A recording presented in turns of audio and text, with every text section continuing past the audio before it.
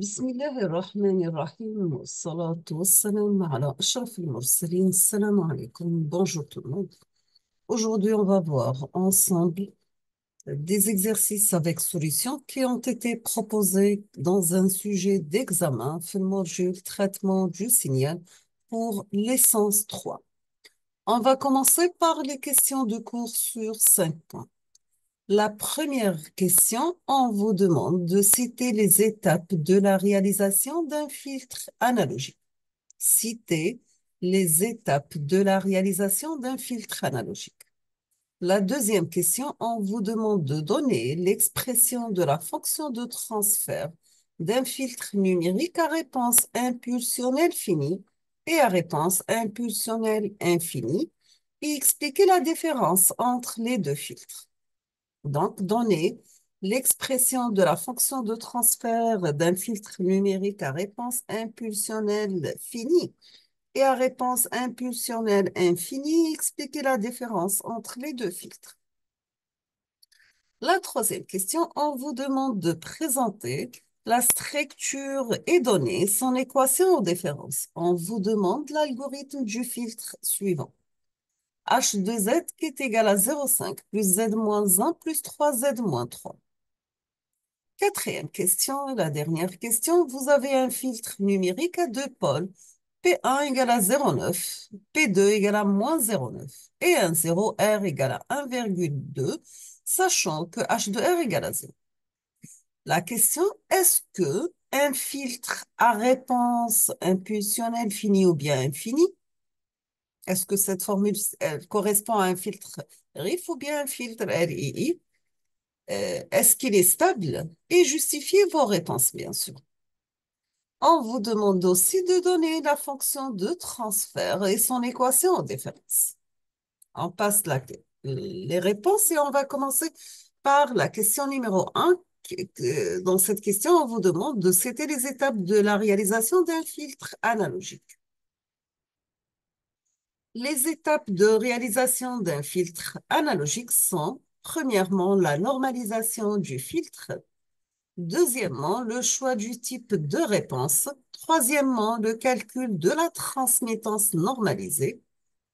Quatrièmement, le choix du type de filtre. Est-ce que c'est un filtre passif ou bien actif? Et aussi, le dimensionnement du filtre normalisé. Et on termine avec la dénormalisation. D'accord? Ce sont les étapes de réalisation d'un filtre analogique.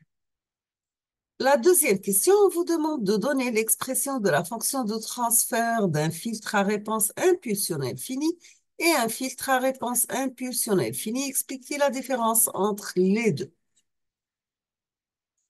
Donc, pour la fonction de transfert d'un filtre numérique, premièrement, de réponse impulsionnelle finie, elle est de la forme H de Z égale à une somme pour I varie de 0 jusqu'à M de AI Z d'ordre I. Concernant le filtre à réponse impulsionnelle infinie, nous avons H de Z égale une somme pour I varie de 0 à M de AI Z d'ordre I divisé par la somme de I varie de 0 à N de B par Z d'ordre I, bien sûr.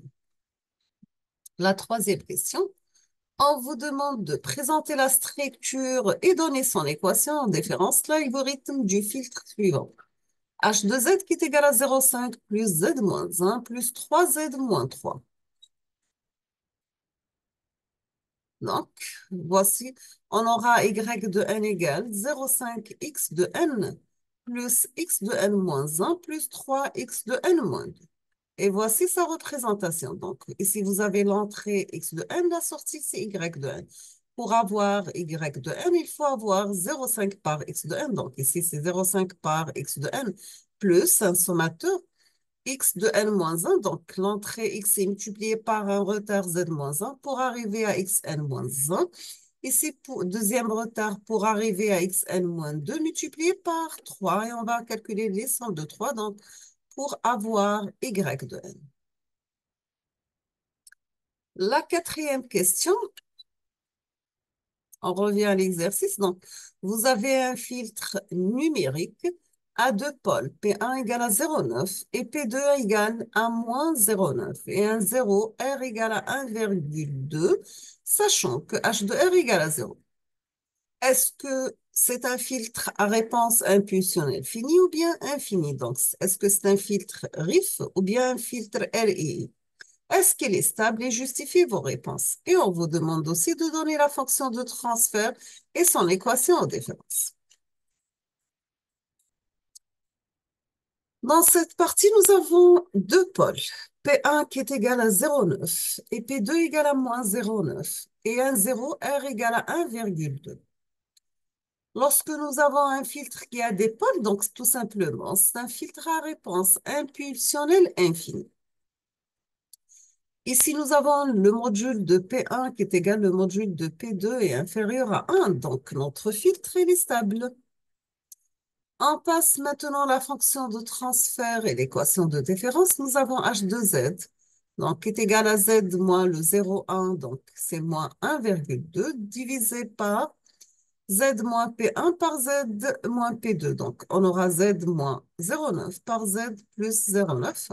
On va simplifier ici. Donc, vous avez A moins B par A plus B. C'est A au carré moins B au carré. On aura Z moins 1,2 divisé par Z au carré moins 0,81. On va multiplier, diviser par Z pour avoir le Z moins 1. Donc, on aura Z moins 1 moins 1,2 Z moins 2 divisé par 1 moins 0,81 Z moins 2.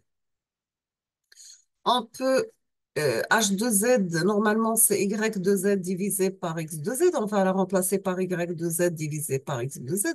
On aura c'est Y de Z multiplié par 1 moins 0,81 Z moins 2 qui est égal à X de Z par Z moins 1 moins 1,2 Z moins 2. Pour l'équation en différence, on aura y de n égale x de n moins 1 moins 1,2 x de n moins 2 plus 0,81 y de n moins 2. On a terminé avec les questions de cours. Je vous demande de préparer l'exercice, préparer la solution de l'exercice numéro 1 qu'on va faire ensemble la solution dans la prochaine vidéo. Concernant cet exercice, donc, vous avez un filtre numérique présente une fonction de transfert exprimée par h de z qui est égal à z cube plus 2z au carré plus 3z1 plus 0,5 divisé par z au carré plus z plus 0,5. La première question, on vous demande d'étudier la stabilité de ce filtre.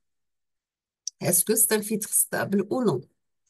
Deuxièmement, on vous demande de donner son équation en différence, c'est-à-dire au lieu d'avoir h de z, vous aurez y de n. Troisièmement, quel est le type de ce filtre? Est-ce que c'est un filtre RII, donc c'est un filtre à réponse impulsionnelle infinie, ou bien un filtre à réponse impulsionnelle finie? Et justifiez votre réponse. Quatrième question, on vous demande de calculer les 10 premières sorties de la réponse impulsionnelle. C'est-à-dire ici, vous remplacez l'entrée par une impulsion de Dirac. Cinquième question, la même chose, on vous demande de calculer les 10 premiers sorties de la réponse, cette fois-ci indicielle. Nous sommes arrivés à la fin de cette vidéo, donc je vous remercie infiniment pour votre attention. Dans la prochaine vidéo, on va voir ensemble d'autres exercices avec solutions. Merci beaucoup et à la prochaine.